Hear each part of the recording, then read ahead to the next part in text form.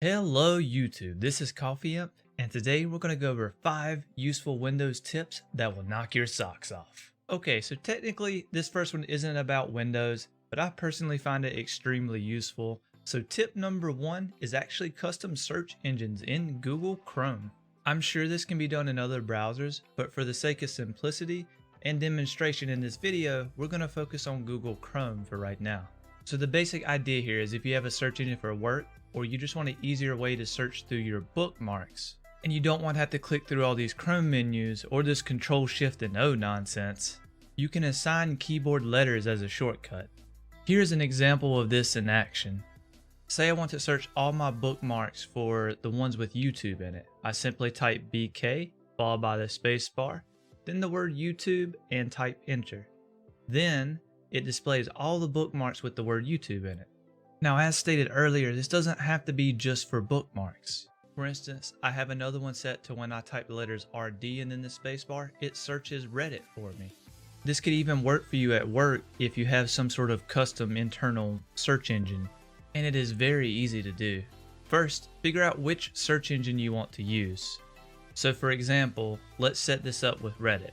So once I pull Reddit up, I'm going to use their search engine and search for something. In this case, let's use the word hello. Now that the results for our search are up, let's copy this URL up at the top. Pay attention to this last part where it has the question mark Q equals hello. Well, that's what we were searching for. Okay, so next step in this recipe is to click the 3 dots in the top right corner of Chrome, go to settings, now scroll until we see the search engine section and click manage search engine. Finally, we click add search engine. This first section is where you can name it something that makes sense to you. In my case, we'll call it Reddit. The next section is the letters your address bar at the top here will use for this search engine after you hit the space bar. I would avoid using single letters here and common groups of letters or words for this. This is so you do not accidentally set it off when you're typing. So for Reddit, I'm going to use RD. The next section is URL. This is where we paste what we copied earlier.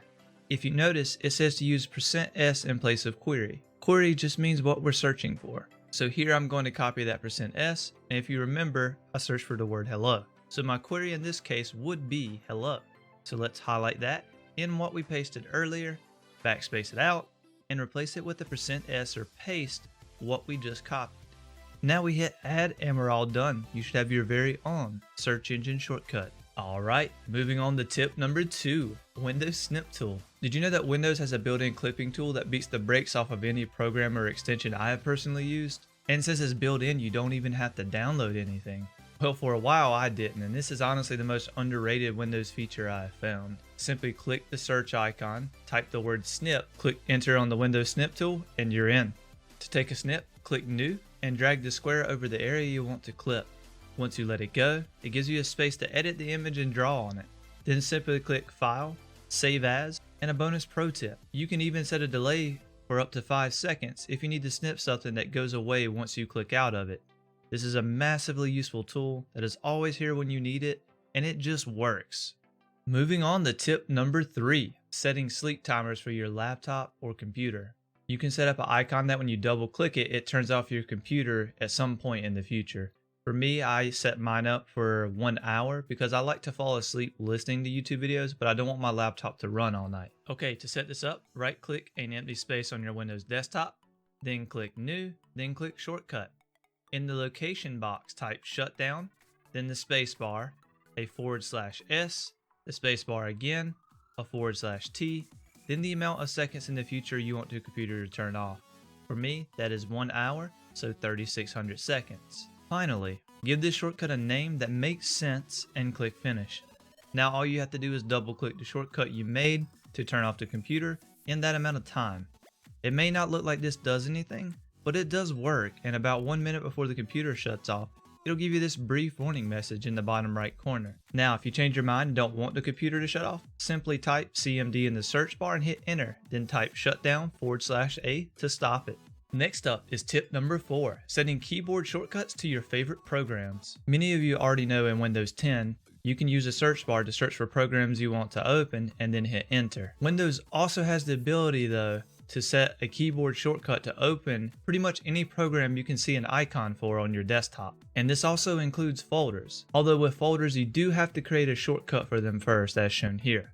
Once you have a shortcut for your program or folder, simply right click it, go to Properties, then go to Shortcut tab where it has the shortcut key. Simply click inside of that and put the key combination you want to use in there. I like to assign programs to my number pad punctuation key since I don't use them often, and it gives me a really easy way to open up these programs instead of having to search for them.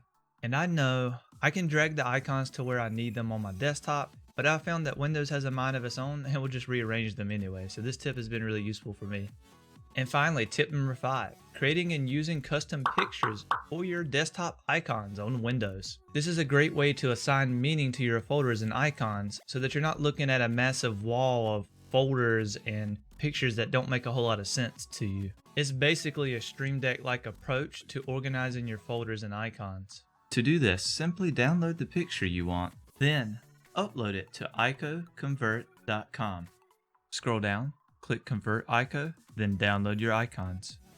Then find the folder you want to change, right click, and again click on Properties and then Shortcut tab. Finally, click on Change Icon, then Browse, then go to your downloaded file from the Icon Converted website, click OK, Apply, then finally OK one more time.